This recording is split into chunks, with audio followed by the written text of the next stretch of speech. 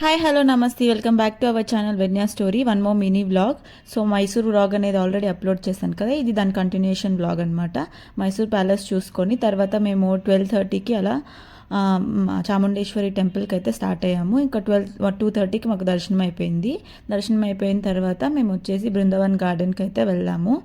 So Chamundeshwari టెంపుల్కి వెళ్ళే టైంలోనే మేమైతే లంచ్ అయితే చేసేసాము, కొంచెంసేపు అక్కడ దారిలో ఆపుకొనేసి. సో అక్కడికి వెళ్ళేసి ఇంకా బృందావన్ గార్డెన్లో కొంచెంసేపు టైం అయితే స్పెండ్ చేసాము, ఒక 5 o'clock వరకు.